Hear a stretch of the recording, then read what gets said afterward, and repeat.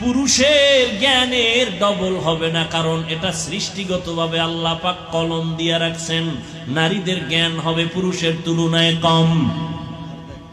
এরে নবীর উম্মতের দল, তবে নারীদের মর্যাদা সবার উপরে।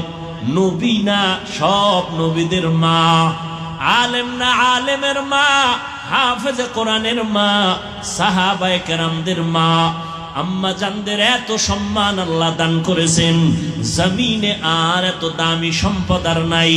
নবী বলেন, ও দুনিয়ার উম্মত, আমি মুহাম্মদ এত দামি একজন নবী, আমার একটা ছেলেও নাই। আমি 4 কন্যার বাবা, আমার একটা ছেলে নাই। মক্কার কাফের মুশরিকেরা গোরে আর কয়, মুহাম্মদ মইরা গেলে ওর বংশ রক্ষা করার কেউ প্রশংসা করার থাকবে না, কারণ ওর ছেলে নাই। আমারে তুচ্ছ তাচ্ছিল্য করত। আল্লাহ আমারে সান্ত্বনা দিয়া কয়, ইন্না আতাইনাকাল কাউসার, ও নবী আমি আপনাকে কাউসার দিলাম। এই কাউসারের দ্বারা আপনি চলিয়া গেল জমিনে আপনার সম্মান ঠিক থাকবে, পরকালেও থাকবে। কাউসারের এক অর্থ হলো রুহানি উম্মতের দল। যদিও নবীর কলিজার ছেলে নাই, কিন্তু নবীর কলিজার আশেক আছে। এই জমিনে নবীর বিরুদ্ধে কথা বললে হাজারো কোটি যুবক তাজা রক্ত ঢেলে দিবে আমার নবীর মুহাব্বতের জন্য। এজন্য আল্লাহ বলেন, মুমিনদের বলছে সাহায্য চাইও। সাহায্য তো ওই ব্যক্তি চাইবে যে একা একা চলতে পারে না, সে তো আরেকজনের সাহায্য চাইবে। আমাদেরকে আল্লাহ কেন বললেন? কয় তোরাও চলতে পারবি না। কয় কেন? কয় আমি হাফিজুর রহমান, যতই বয়ান করি, যতই সম্মান হোক, আমার একটা ড্রাইভার টাইনা নিয়ে আসলে আমি আসতে পারতাম। কথা কয় না? আমি যতই বাহাদুরি করি, পকেটে টাকা ভরা, গরিব মাছওয়ালার কাছে যদি আমি না যাই, টাকা না দেই, মাছ পাবো না, মাছ খাবো না, তাহলে আমি গরিবের কাছে ধরা না?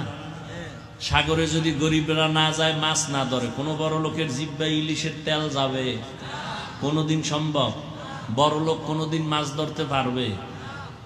ও সামনে 1 কিলোমিটার হাঁটতে পারে না, কাইতেই ভুলে যায়। তাহলে আমরা সব দিক থেকে অভাবী। আমরা অভাবী কারণ আমরা বড় দুর্বল।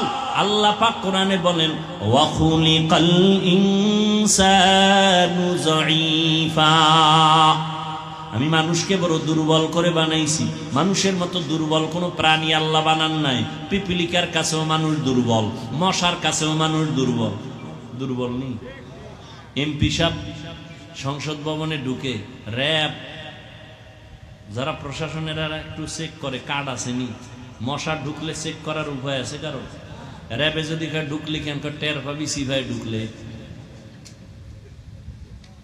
আজকে মশার ভাওয়ার কত? কোটি কোটি মানুষের পেটে ভাত দেয় মশায়। কে দেয়? কত ভাওয়ার এই মশা। নমরুদ্দের সাইস্কিরেলের জায়গা, মাথার ভিতরে ঢুকে হেনে খালি ফাঁকে একটা মিস কল মারে। নমরুদ্দের চান্দি গরম। কত কবিরাজ, ডাক্তার, ঔষধ কোনো কাম হয় না। হঠাৎ করে জুতা মোবারকের সাথে মোলাকাত, আস্তে চান্দি ঠান্ডা। নমরুদ দেখায় জুতার ভিতরে আমার মাথার ঔষধ আছে, আমি জানি না। আমার এমন চান কপাল, জুতার বাড়ি মার। কেমন চান কপাল, জুতার বাড়ি মারলেই মাথা ঠান্ডা। মারবে কে? আকামটা কে করবো? কয় কর্মচারী ল, বেতন দিব। কর্মচারী লইছে বেতন দিয়ে, কয় জুতার বাড়ি যত জোরে দিবি বেতন তত বেশি দিবি। এটা কপাল লাগে, এই জুতা খাইতে কপাল লাগে। আল্লাহ যুগে যুগে কিছু মানুষের জুতা খাওয়ায়, ঠিক নেই? আমেরিকার বুশে খাইছে না?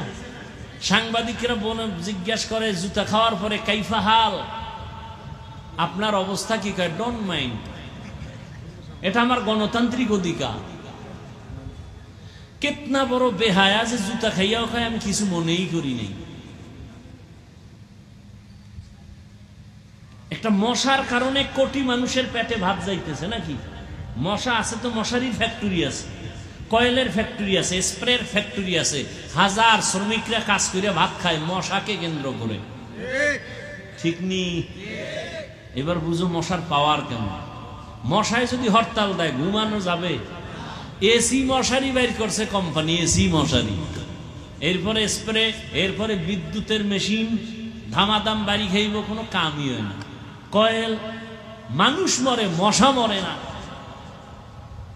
এসি মশারি টানাইয়া চোখ বন্ধ করে, বাতি বন্ধ করে, নাকে টান দিবে দিবে ভাব, হঠাৎ করে মশার গানের আওয়াজ কানের সামনে, মাথা গরম হয়ে গেল, মশা ঢুকলো কইতন, এত ছিদ্র ছোট